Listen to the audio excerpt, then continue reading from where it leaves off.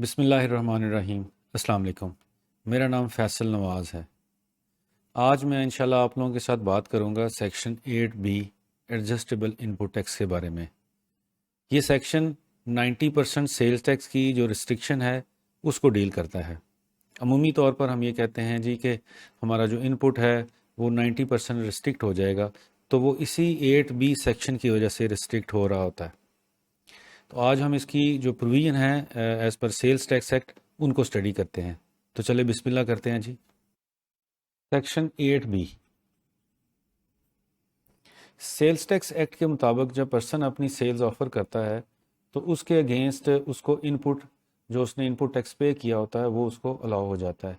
लेकिन 8B section की वजह से उस पर एक रिस्ट्रिक्शन अप्लाई होती है और उसी रिस्ट्रिक्शन को हम 90% की रिस्ट्रिक्शन के साथ नॉर्मली कॉल करते हैं। तो इस रिस्ट्रिक्शन को समझने के लिए मैं कुछ थोड़ा सा एक डाटा लिख लेता हूँ। आउटपुट टैक्स है, इनपुट टैक्स है, ये मेरे पास एक्चुअल पोजीशन है, ये मुझे अलाउ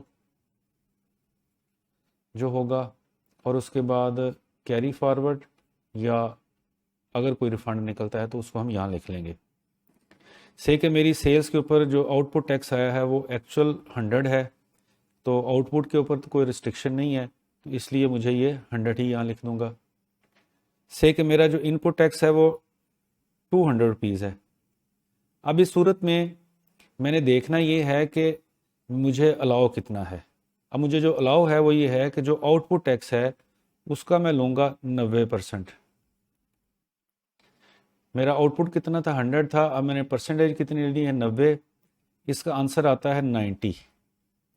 अब मैंने देखना ये है कि मेरा इनपुट जो एक्चुअल मेरे पास था वो कितना है, वो 90 से अगर ज़्यादा है तो मैं सिर्फ 90 का इनपुट जो है वो क्लेम करूँगा। 90 से जो ऊपर वाला इनपुट है वो मैं कैरी फॉरवर्ड कर लूँगा। तो सिचुएशन ये बनी कि अगर मेरे पास इनपुट 90 रुपये से ऊपर है तो इस सूरत में मुझे सिर्फ और सिर्फ 90 रुपये अलाउ होगा, उससे ऊपर जितना भी होगा वो मेरा कैरी फॉरवर्ड के कॉलम में या उसे मैं कैरी फॉरवर्ड के तौर पर नेक्स्ट पीरियड में इनपुट क्लेम कर लूँगा। अब इस मंथ में क्या होगा, इस मंथ में ये होगा कि 100 में से जब मैंने 90 निकाला तो मेरे पास 10 रुपीज़ आ गए, ये मेरा पेएबल निकल आएगा, और ये जो 110 रुपये थे ये मेरे कैरी फॉरवर्ड हो जाएंगे। तो ये एक्चुअली वो 90% की रिस्ट्रिक्शन है जो सेक्शन 8B अप्लाई करता है। अब ये जो रिस्ट्रिक्शन है ये स्टॉक एक्सचेंज के ऊपर जो लिस्टेड कंपनी है उसके ऊपर अप्लाई नहीं होगी। ये किसके ऊपर अप्लाई नहीं होगी, ऐसी पब्लिक कंपनी जो स्टॉक एक्सचेंज के ऊपर लिस्टेड है उसके ऊपर ये 8B की रिस्ट्रिक्शन जो है 90% वाली वो अप्लाई नहीं होगी।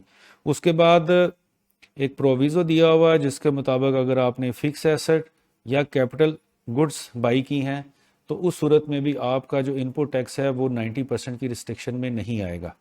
तो अब एक चीज़ जहन में रख लें कि अगर लिस्टेड कंपनी है तो उसके ऊपर तो बिल्कुल भी अप्लाई नहीं होना। उसके बाद अगर आपने फिक्स एसेट या कैपिटल नेचर की कोई चीज़ें बाई की हैं तो उसके ऊपर आने वाला जो इनपुट टैक्स है उसके ऊपर भी 8B की रिस्ट्रिक्शन अप्लाई नहीं होगी। अच्छा, अब चलते हैं जी कि ये जो 110 रुपये हमारा कैरी फॉरवर्ड हो रहा है इसकी फेट क्या है। इसके लिए हमें एक क्वेश्चन करना पड़ेगा अपने आप से कि जिस पर्सन का ये 110 रुपया कैरी फॉरवर्ड हो रहा है क्या वो कंपनीज एक्ट की वजह से अपने ऑडिट करवा रहा है। अगर तो क्वेश्चन का आंसर यस है तो उसके लिए लॉ ने कुछ डिफरेंट डिस्कस किया हुआ है, अगर क्वेश्चन का आंसर नो है तो उसके लिए लॉ ने डिफरेंट रिक्वायरमेंट दी हुई है। अब क्वेश्चन ये था कि क्या कंपनीज एक्ट में आपका या उस रजिस्टर्ड पर्सन का ऑडिट हो रहा है। अगर तो इसका आंसर यस है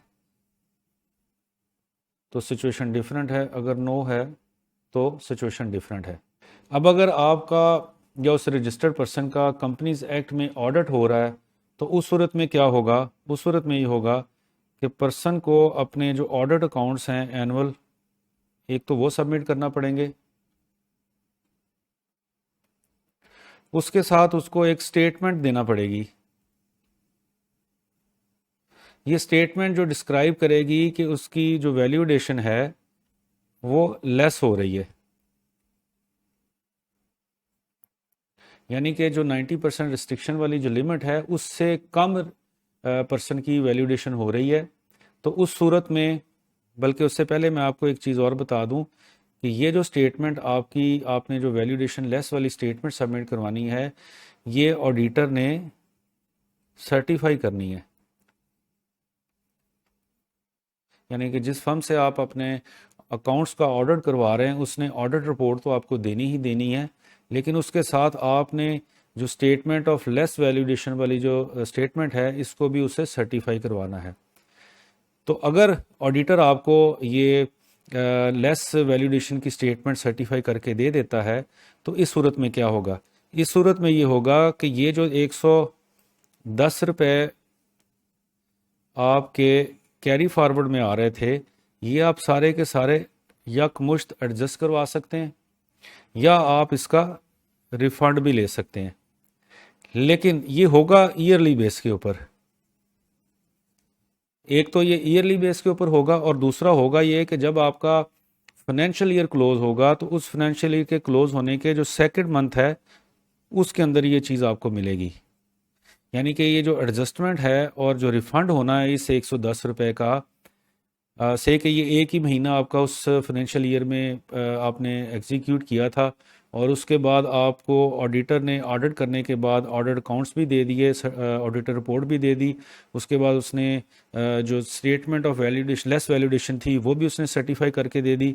तो अब ये जब आप फेडरल गवर्नमेंट को FBR को सबमिट करेंगे तो उसके बाद वो क्या करेगा, वो आपको इसका जो रिफ़ंड है या तो वो दे देगा या उसकी जो एडजस्टमेंट है होल की होल वो कर देगा। इसी 8B में एक रिस्ट्रिक्शन इलेक्ट्रिक व्हीकल मैन्युफैक्चरर जो हैं, जो लोकली मैन्युफैक्चर कर रहे हैं, जो 8 स्केजुअल के एंट्री नंबर 70 के तहत अपनी जो व्हीकल्स हैं उनकी इनवाइस कर रहे हैं जिसमें उसका रिड्यूस रेट 1% आ रहा है। अगर इलेक्ट्रिकल व्हीकल के जो लोकल मैन्युफैक्चरर हैं वो 70 एंट्री के तहत 1% आउटपुट अगर अपना ऑफ़र करते हैं तो उनका जो इनपुट है वो भी इसी 1% तक महदूद हो जाएगा। उसके बाद उनका किसी किस्म का कैरी फॉरवर्ड या जो रिफ़ंड है वो उनको अलाउ नहीं होगा। यानी ऐसे लोकल मैन्युफैक्चरर इलेक्ट्रिक व्हीकल्स के जो 8 स्केजुअल की एंट्री नंबर 70 के तहत 1% की जो आउटपुट टैक्स है यानी कि रिड्यूस रेट चार्ज कर रहे हैं अपनी सेल्स के ऊपर, तो ऐसे मैन्युफैक्चरर्स के लिए जो उनका इनपुट है वो भी 1% तक महदूद हो जाएगा। और अगर 1% से ज़्यादा उनका किसी भी किस्म का इनपुट है तो वो कैरी फॉरवर्ड या रिफ़ंड नहीं होगा। इसी सेक्शन में एक और रिस्ट्रिक्शन है और वो है Tier 1 रिटेलर्स की। अगर Tier 1 रिटेलर अपना जो आउटलेट है या जो पॉस है वो इंटीग्रेट नहीं करवाता, एज़ पर लॉ उसकी इंटीग्रेशन नहीं होती, तो क्या होगा?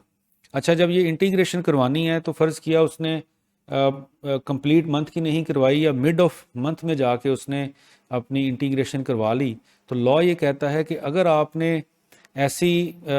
आपने पूरे महीने की या किसी चंद दिनों के लिए भी उसकी इंटीग्रेशन नहीं करवाई तो उस सूरत में क्या होगा कि आपका जो कंप्लीट मंथ का जो अवेलेबल इनपुट टैक्स है वो 60% से रिड्यूस हो जाएगा।